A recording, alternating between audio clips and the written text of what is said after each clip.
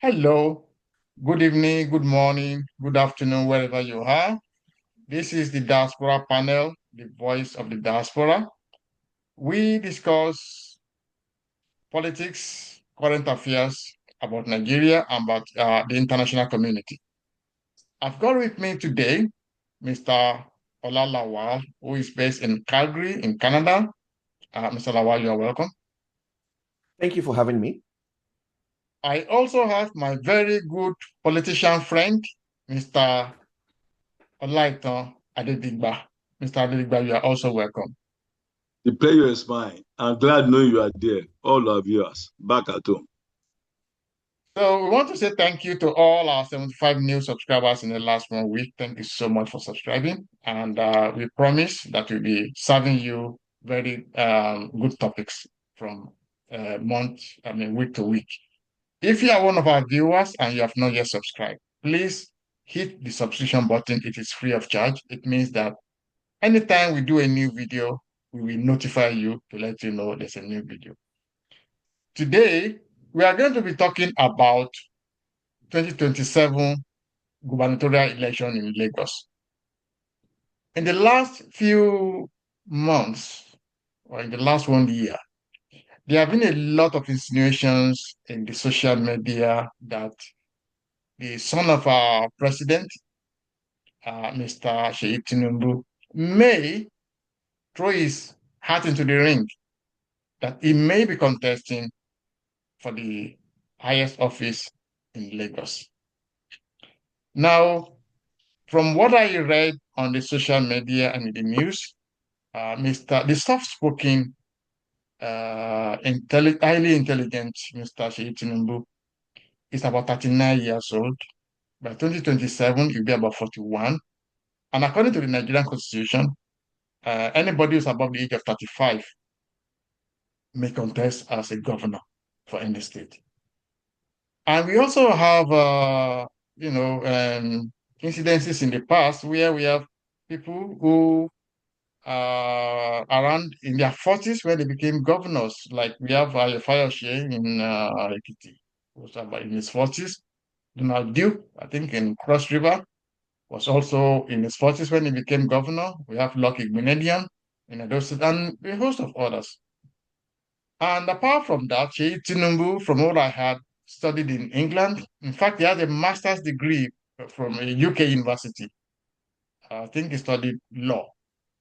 So when you look at all this, and he's a bona fide Nigerian. So if you look at all the parameters, he is qualified, to contest for the post. But the question we want to ask, I'm going to start with you, Shukwa, is Seyi Lokan in Lagos? Thank you for that question. It's difficult to say, especially when we look at Lagos politics. Lagos politics is quite different, I think, from a lot of other southwestern states.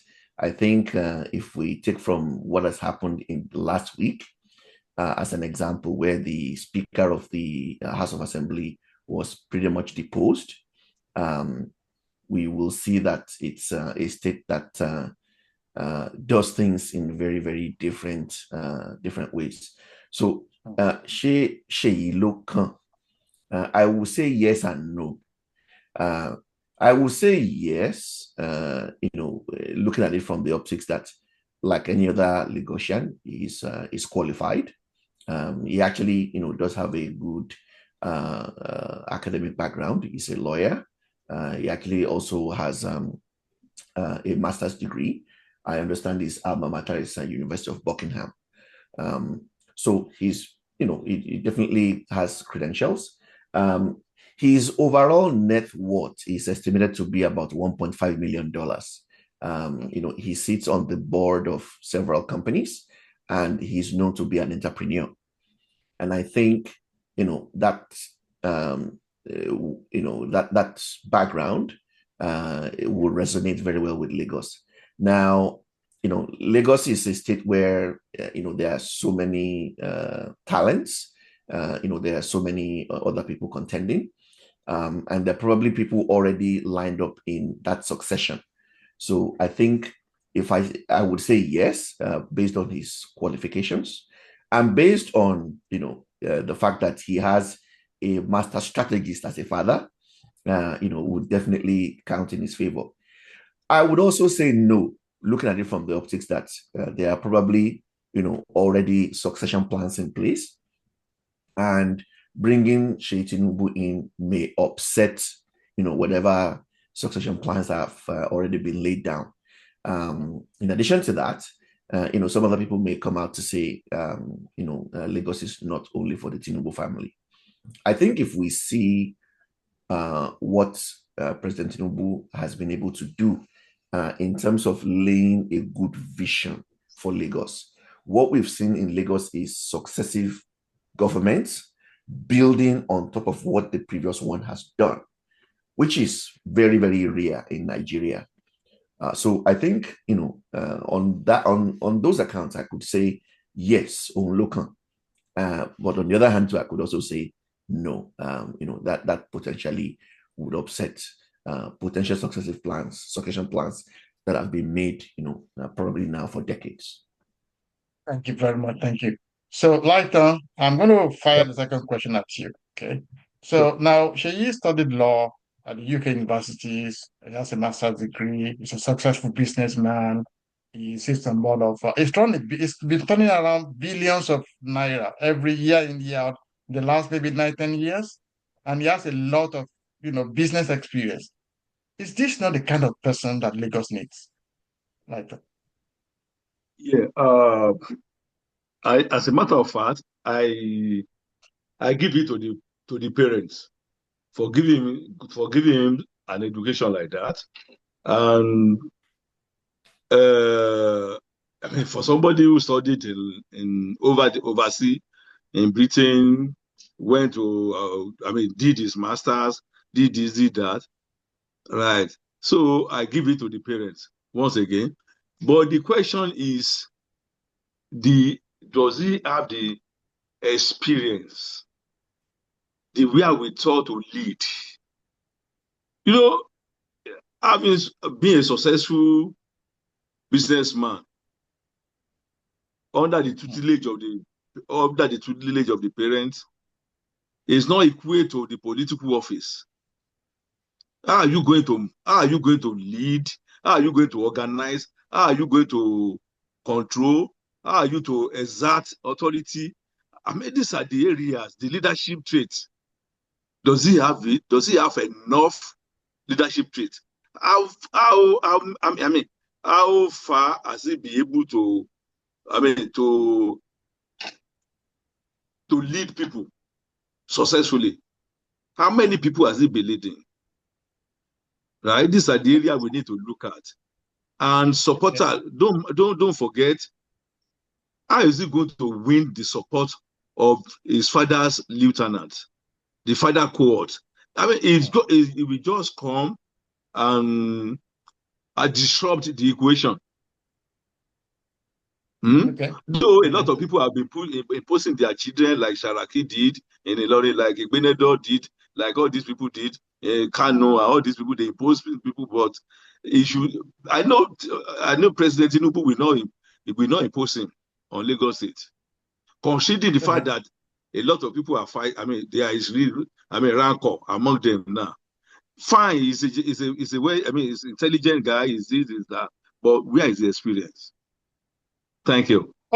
Okay, thank you very much, Lighton. So, Shupo, the next question is, that I'm going to fire at you, is that now, if you look at the caliber of people who will be contesting, who have been linked, either rightfully or wrongfully, linked to that post. Okay, so linked to that post, automatically we have the current deputy governor of Lagos, I think Mr. Hamsat, who has been linked to the top job. We also have the former governor, Ambode, who has also been linked that he wants to make a comeback. We have the former Speaker of Lagos House, Obasa, who has just been removed. He's also, in fact, his removal has been linked to his interest in the job. We also have the chief of staff to the president, Mr. Femi Gbajabiamila, who spent many years as a lawmaker in the House of Rep. He's also been linked to the job. And there's a Lagos Senator Ashiru, is it Ashiru Abiru, who's also Abiru. been linked. These are the galacticos of Lagos politics. So do you think Seyi Tinubu standing a chance? Do you think, Ashupo? Yeah. So it's definitely a very crowded field, and a very crowded field with a lot of politically savvy people, some of who have worked very closely with his father. I think if I look at Asiwaju Bola Tinubu, he seems to me to be someone who respects agreements. Is one of the things I think even people from opposing parties who have worked with him can say about him. The political experience is obviously one of the things I would say that Seyi Tinubu lacks, while, he's had a lot of business accomplishments. I think he's being credited to have practically bootstrapped a media advertising company called Loadstar, I think. And he seems to have done a really good job with that. But that's in the area of business. That, can speak to his ability to be able to run businesses, start businesses, and bring people together, to achieve, business objectives. But we all know that, becoming the governor of Lagos State requires a lot of political experience and a lot of goodwill as well. So I think if at all there's anything, the area he's likely to face challenges is that there is already some form of a succession already in place, based on long-standing agreements that his father probably has already made. And with Asiwaju Bola Tinubu being someone who respects agreements, may not be willing to, to tear up all of those agreements in favor of his son.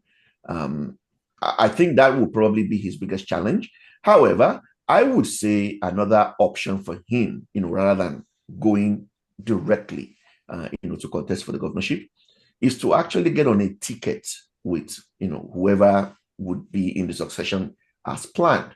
That will give him, some 8 years, if, the person gets reelected, to actually acquire some political experience, form his own alliances, then to the point that, he would have both executive as well as political experience, to be able to run, almost, without even his father's intervention. I think he will benefit significantly from doing that. And by so doing also will show respect, I think, to, people who are ahead of him, so that he can kind of forge his own way.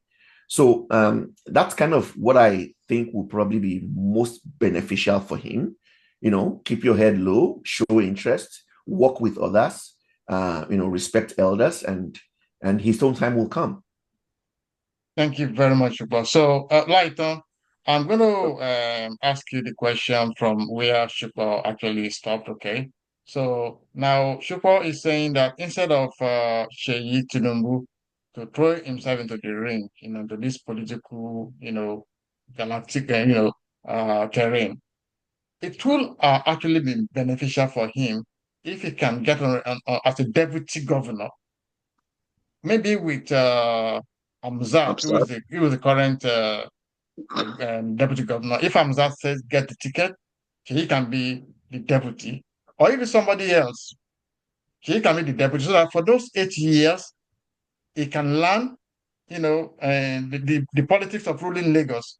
We know he has a lot of experience in business, but he has never been a commissioner, he has never been a local government chairman, he has never been a minister. So we know he has learned a lot of, politics, studying his father at close range. We know he will know so much politics, but governance must be. So do you think this is a good idea, or do you think he should just go headlong and throw himself into the ring, to become a governor of Lagos? Yeah, that is a nice and fantastic idea. Suggested by Chupo. The if he goes like that to vie for governorship of Lagos State, a lot of people who believes in APC, they might even bail out.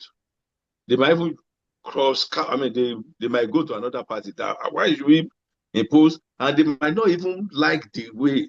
But if it's allowed to become the deputy governor for 8 years, he will have had a necessary experience, like starting from the council chairman, local government, going to the House of Assembly, he would have met a lot of people, he would have interacted with a lot of people, he would have he would have, acquaint himself with how to behave, how to talk, how to behave, how political maneuvering, he would have known everything, right? He would even if for example, when Babatunde Fashola was there, it was Tinubu that was guiding him. You remember? If Tinubu is not around, yes. Why he was politically, Tinubu was at the end of affairs. Why the same thing goes for this guy, Ambode. So it needs that tutelage. Right? It needs to be trained and retrained. It needs to go under somebody and be looking at, oh, okay, this is how it goes, this is how it goes. I know the father will not put it. No, a lot of people, like I always, a lot of people will go out of politics. Then if he comes and he wins, a lot a lot of people will go out of politics in Lagos State. In the sense that his father age mate is somebody who are far older than him cannot be saying, governor, his excellency is this is that.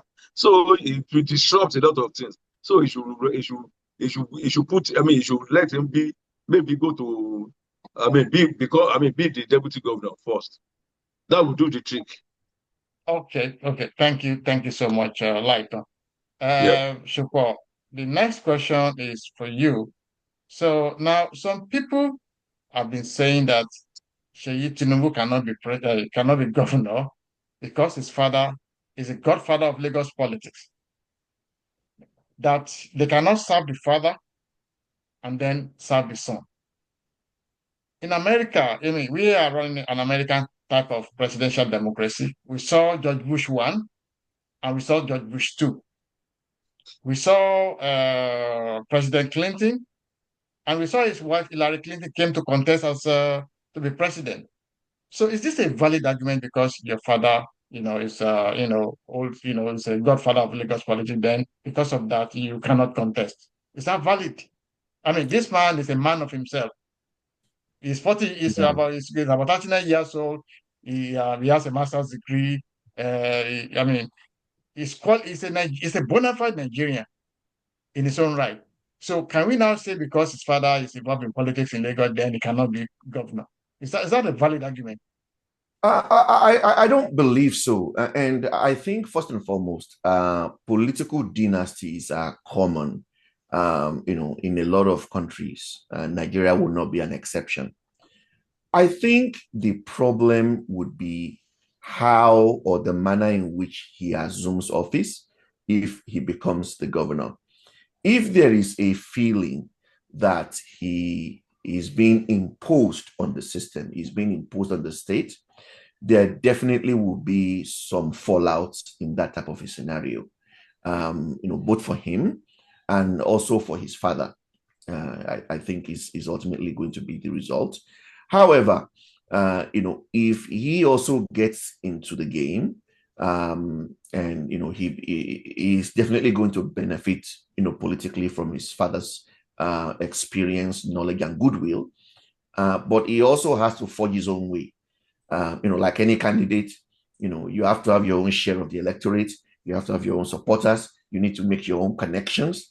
All of those things are very important, for anyone who will be running, for an office of that nature. So I think if you look at it from the perspective of people saying that they don't want to serve the father and they don't want to, they've served the father, they don't want to serve the son. Well, it pretty much comes down to what the son has to offer. If he offers a good vision, has, good political alliances or forms good political alliances and puts a vision that people buy into, absolutely. He could become a governor and actually be a successful governor. I think the challenge will come if there is a perception that he's being imposed, nevertheless, on the people, bypassing, what will be considered as the norms of how people ascend, to the governorship. That will be that could, become politically disastrous for him and also for his dad. Thank you very much. Thank you so much. Okay. So, Lighton, so based on what you was just said, that if people feel that they're being somebody's being imposed on them, what I want you to do, Lighton, is I need you to zoom into the mind of the president. Zoom into his mind. What do you think he's thinking at the moment? Do you think he was thinking, I'm going to support my son and I'm going to make sure my son become president? I'm going to pull out everything I have for my son to succeed as a good parent? Or do you think he's going to be calling his son and say, no, it's not your time, wait? Or are we likely going to see a dynasty rise in Lagos? What do you think is going through the mind of the president? Yeah, I'm not a soothsayer, neither I'm a clairvoyant. but I mean, to view Mr. President at the moment, right? I know he's a real Democrat. He always feed the pulse of the society. A case that came to mind right now was the time of Ashola. At the back of Alausa, they name it Bola Tinubu Avenue or Boulevard or so, something like that. So he now changed it. He changed it to one name now. At the back of, on the way, I mean, towards our website. At the back of, you can pass with that. But what I'm trying to, the inference I'm trying to draw is, Mr. President, he listens to people. He feeds the pulse of the society. He might have it at the back of his mind that, okay, let me put my son there, let me impose him, but he knows that when the uproar is high, right, it will simmer down. He will listen to people, right, and he will take a fantastic decision. I know if he feels that people are not happy with the way he wants to impose the son on the Lagos State people, he will back down. He won't do that. That is the man I know. He's a real Democrat. So, be as it may, there is nothing stops him from, like other people have been doing. But he knows that a leader is a leader because he has followers. He knows a lot of people are following him. They believe in him. And they will have to sit down and talk. Okay, should we impose? I mean, how do we do it? But there has been some people on the queue that, okay, we want to become the governor. We want to become the governor. We want to become the governor. So I want to impose my son. No, it is not done. He won't do that. That is what I know for sure. Right? Mark my word for it. Mm-hmm. Thank you. Thank you very much. Thank you very much, Lighton. So finally, I just want to give you guys 1 minute each to make a pitch. I'm going to start with you, Shupo. If you are sitting one-on-one with Seyi Tinubu right now, and he's asking you for one advice, what would you be telling him? I'm going to make it short and concise. I will say to him, Seyi Tinubu, ìwọ ló kàn. Ìwọ náà dẹ̀ kọ́ ló tún kàn. The answer is in the middle. Thank you. Thank you very much. Lighton, what will you be telling him? I will tell him, right, to do everything possible to become the deputy governor, to learn, right, to learn on the job. So when he learns on the job, he will be an expert for the rest of his life, right? So nobody will say, okay, what experience have you before you want to come and become the governor? So he will say, okay, I've been the deputy governor for 8 years. So that is better. Thank you. And presentable. Thank you. Thank you very much, Olaitan. So we come to the end of our conversation for today. Yeah. And again, I want to tell all our viewers, please, if you have not yet subscribed, please hit that subscription button. Next week, we're going to be talking about the different actors in Lagos, who is likely to emerge between all these different people who are the galacticos, who would like to become governors in Lagos. That's what we are going to be analyzing 2027, governorship race in Lagos. So, but for today, this is the end of the program for today. So I want to say thank you, Mr. Olalawal, all the way from Calgary. Thank you so much for your participation today. Thank you for having me. And my very good friend, Mr. Olaitan, all the way from New Jersey in America. Thank you so much for your participation today. It's my pleasure. And to all our viewers, I am Dijolaya. I am based in Ireland. Thank you, and we'll see you again next week. Goodbye. Bye.